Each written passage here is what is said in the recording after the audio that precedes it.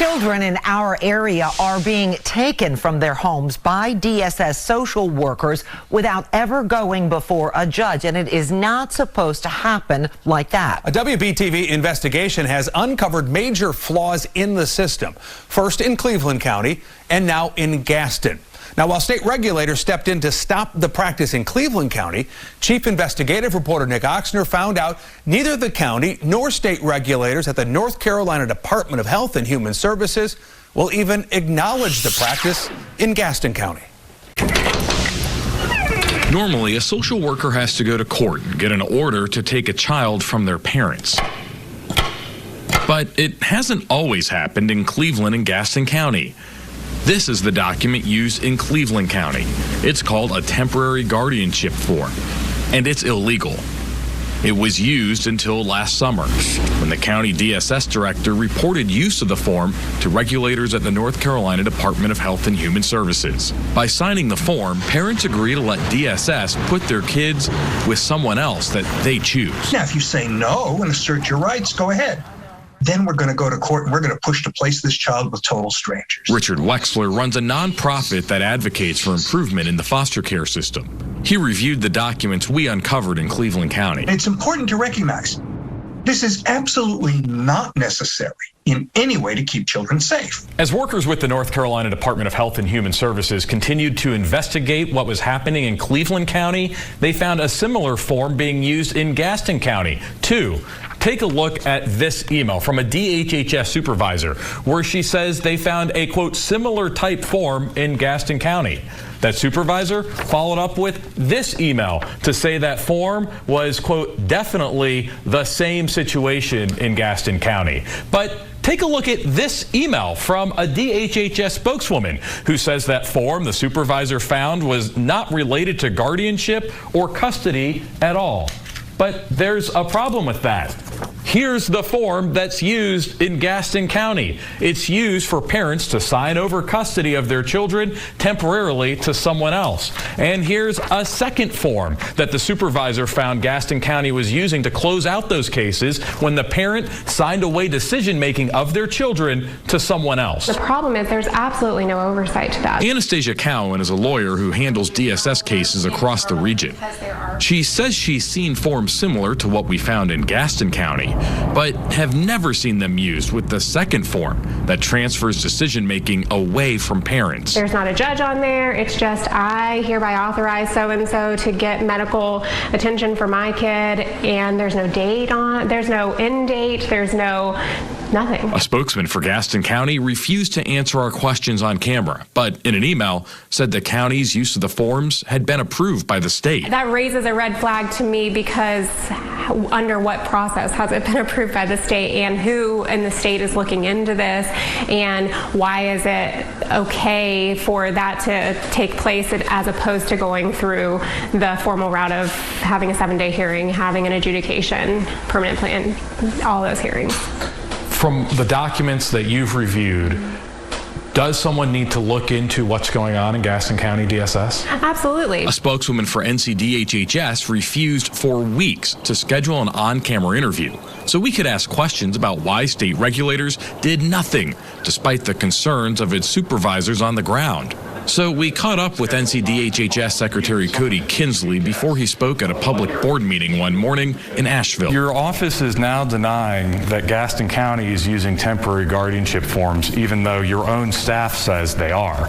Your office is withholding records about it, and they won't agree to answer our questions. Why is that? I'm happy to look into this and to follow up, but I think it's really important to know that we have incredibly strict privacy requirements around children. And so we're not talking about specific children. We're talking about the use of forms that take children out of their homes of their parents without a judge's order. Your staff at DHHS knows this is happening and hasn't taken steps to address it in some counties in the state. And so we've been trying to get an interview to ask why that is. DHHS is also withholding records. Why are you impeding transparency into this matter? I think that's an incredibly inaccurate characterization of what's happening. You've denied our records request and you won't answer our questions. Thank you so much. You can use our contact information. Sir, why won't you schedule a time for an interview? You won't. You just Now, we know that Cleveland County found 11 cases where children had been taken from their parents without a judge's order in just a 2-year period. We don't know how many families were impacted in Gaston County. All of those cases remain secret. Now, coming up on Your Side tonight, I'll take a look at one other county in North Carolina where this was found to have happened a few years ago, and we'll look at the consequences still unfolding for that county. A WBTV investigation. Children taken away from their families by illegal forms. Give me my grandkids back because y'all went it by the wrong way. Good evening and thanks for joining us. Tonight we are continuing our investigation into county DSS agencies taking children from their parents without going to court. Our latest story has found social workers in one county telling people to go online and print off unofficial forms to fill out to get custody of kids. That's illegal. The director of the Cabarrus County Department of Human Services says her agency took steps to correct the cases where the illegal forms were used. But a state lawmaker who spent nearly 2 decades as a judge before serving in the General Assembly says the forms they used to fix the cases shouldn't have been used either. Chief Investigative Reporter Nick Oxner brings us the story.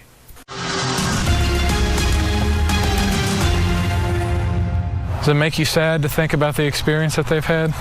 Yes, it does. It does. Joyce Banks is talking about her grandkids, a boy and girl, ages 10 and 6. So, it's hard. I try not to think about it, but I do. They're in foster care now, separated, taken into custody of social workers after both their parents were arrested. First, they lived with their grandmother, then their aunt. WBTV has obtained this form social workers use to place them with Gloria Banks, their aunt. We signed paperwork saying that we will make sure that we took care of the kids properly and stuff like that, and that was it. But nothing official that the state said, here's custody of the... No, that paperwork right there, I had to go get notarized myself. The form she had to get notarized, the one the social worker used to place her niece and nephew in her home, is illegal and shouldn't be used. Do you get the sense that the DSS worker was doing what was right or what was easy? Well, the man that had me fill that paperwork out, he was new. I do believe. He went to because he said, I have to check with my supervisor first to make sure that this is okay. He came back and he said, yes. He told me that I had to print the paperwork off online. I went and did. I did everything that he told me to do. We did have a worker that attempted to use those forms. Well, didn't attempt because they used it. It's notarized, and this form was used to place children in the custody of someone who's not their parent. I disagree with that. He attempted to use the forms. We immediately caught that within a few days and addressed it and contacted the families. Karen Calhoun is director of Cabarrus County Department of Human Services. When she learned about the illegal forms being used to remove children from their parents in 3 cases last year, she didn't go to court to get a judge's order, and she didn't report the forms to the state. Instead, she says her agency used something called a temporary safety agreement. Temporary safety provider agreements can be as long as 6 months, and so that's not the form we're using. But there's nothing in the law that allows for the use of a temporary safety provider either. What the law does say is that social workers must get a judge's order to make an emergency placement within 12 to 24 hours. We're in Chapter 7B calls for a temporary safety placement. It is in child welfare policy with the Division of North Carolina Social Services, and we're following policy and practice and guidance that we can use temporary safety providers. Where in Chapter 7B allows for the use of a temporary safety placement? I can't comment on that and answer that. I don't know the statute. I have legal attorneys that can answer that for me. You're the director of the Cabarrus County Department of Human Services, yes, correct? I am. And you don't know the law that allows you to use this form that you says you can use? I'm not saying that the law allows us to use that form. I'm saying that child welfare practice and policy in the state of North Carolina allows me to use that form. Recently, a spokeswoman for the North Carolina Department of Health and Human Services, which oversees county DSS agencies, told WBTV there is no law specifying the use of temporary safety placements. The statute requires a social worker get a non-secure custody order and emergency placements within 12 hours or 24 hours on a weekend or holiday. Did your agency do that? These children weren't taken into custody at that time. Were they taken from their parents? They were placed with a temporary safety provider as a voluntary placement. I don't think it matters what term you're using, temporary, guardianship, safety plan, whatever. You need permanency and you need safeguards to make sure these children are taken care of well. State Representative Marsha Morey spent nearly 2 decades as a district court judge in Durham, presiding over cases including emergency child placements. This process is simply sign a piece of paper and off the child goes. Morey underscored the legal requirement that social workers get a court order when taking children from their homes. We don't know how safe they are. What happens with confidential records? What happens with school records? There are so many problems with this. That's why court involvement is essential. I would love to see them back in my care. I would love it. What would your message be to DSS? My message to DSS, give me my grandkids back, because y'all went it by the wrong way. If y'all went it by the right way, I could deal with it. Our chief investigative reporter, Nick Oxner, joins us here in studio to talk more about this compelling stuff. What happened to other counties where these types of forms are also used? Yeah, so a similar form was first found to be used in Cherokee County in 2018. That resulted in criminal charges for the county DSS director and the DSS attorney. In Cleveland County, these temporary guardianship forms were found to be used last summer. That resulted in, functionally, the state, the Department of Health and Human Services, taking over Cleveland County's child welfare services. What response have you gotten from Cabarrus County officials on this? Absolutely nothing from county commissioners or the county manager. What I have seen is emails produced in a public records request where they were deferring to their Department of Human Services on whether or not they would respond to us. Now, obviously there are very legitimate reasons, right, that kids are removed from homes for safety reasons, etc. But the legal process has to be followed here, correct? Yes, without the legal process, you have no one overseeing these children, no one making sure actions are being taken in the best interest of the children, and the people caring for these children, including Gloria Banks, who you heard from, aren't getting any kind of state support, state help to help raise these children. So as I listen to all that, any indication of a motivation as to why they're not following the rules that are spelled out? I can't think of one other than this is a shortcut, and it's much faster to tell someone to go online and print off a form and get it notarized than to you, the social worker, go file this application in court, get a judge's order like the law says you're supposed to do. You mentioned the state and all this. So are they the ones responsible for overseeing these agencies? Yes. And are they doing anything here? They have confirmed to me for this story that they didn't know these forms were being used in Cabarrus County, despite claims from an attorney for Cabarrus County Department of Human Services that they notified the state. The state says that's not true. But yes, North Carolina has a county-run human services DSS system that's supposed to be overseen by the state. It remains unclear to me why the state didn't know anything about this in any of the counties so far that we've talked about. Still pulling threads on it, clearly. Still getting more calls coming in, I imagine, too, from other people. I know you'll keep on it. Nick, thanks for coming in. Go back and watch all of Nick's stories, by the way. Head to our website, WBTV.com. A WBTV investigation has found hundreds of thousands of dollars from a state program that's supposed to help people pay their rent and utility bills, going instead to fraudsters. It's called the HOPE program, and it made grants to people who needed financial help during the pandemic. Yeah, we've previously uncovered concerns about state officials using the money to pay people who don't qualify. Well, now we have found blatantly fraudulent applications that were paid anyways. WBTV's chief investigative reporter Nick Oxner is asking how this keeps happening. This unassuming apartment building sits out of the way at the end of a road in Moxville. Sunset Terrace has dozens of units. Public records show it's owned by a company called Azorian Properties. But this application for a HOPE grant for Unit 22 says the complex is owned by a woman named Takia Hawkins.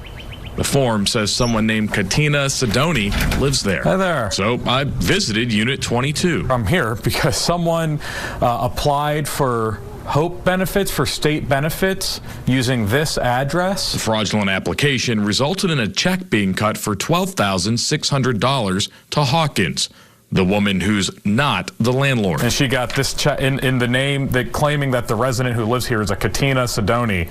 But here's the check for $12,000. I have no clue, to be honest with you. I never heard of this. These HOPE grant applications show Takia Hawkins, her sister Shanesha Hawkins, and others submitted fraudulent claims for properties all over the state. They were all approved, resulting in these checks, totaling more than $230,000. One of those checks was for this address in Davidson County, where Louise Shaw lives. I don't even know what a HOPE grant is. Someone submitted this application in 170 Surratt Drive, Apartment 1 in Denton. That's where we are, right? Yeah. These folks, they got $8,400. I don't even know. Who did it go to? It went to this Shanesha Hawkins. I've never heard of that name. Here we found a group of people who have submitted what appears to be fraudulent applications for nearly $250,000. How does that happen? Yeah, so first of all, Nick, I want to make sure that we put in perspective what the HOPE program has been able to do. So we have sent out $774 million worth of checks to landlords and utility companies across the state. Laura Hogshead is director of the North Carolina Office of Recovery and Resiliency, the state agency that administers the HOPE program. When we talked with her last fall, she said her office had robust fraud detection in place. She made the same claims in an interview for this story. Even as we asked her about a stack of fraudulent applications her office approved and paid. Anytime we notice something odd, that's why we have both a computer compliance check and a human compliance check, because fraud tactics change. But what are they checking? What are they checking? I can't tell you exactly what we check, because that would give everybody an idea of how to evade that. But I want to know that you know that we constantly update those indicators. One of the applicants we're looking at in our story used the leasing center for a family housing place at Camp Lejeune and said they owned that. How did that get through your supposedly robust system of fraud compliance checks? Yeah, anytime you have a program this big, you're going to have people who try to defraud it. Hogshead said the applications we flagged were referred to law enforcement for investigation before our questions. But she wouldn't say which agency or when the referral was made. I'm sorry, the person you were trying to reach has a... Takia Hawkins didn't answer when we called and didn't respond to a text message. Her sister, Shanesha, did pick up the phone. Briefly. Hi, this is Nick Oxner. I'm a reporter at WBTV. We're recording this conversation for a story that we're working on about the fraudulent HOPE grant applications you submitted.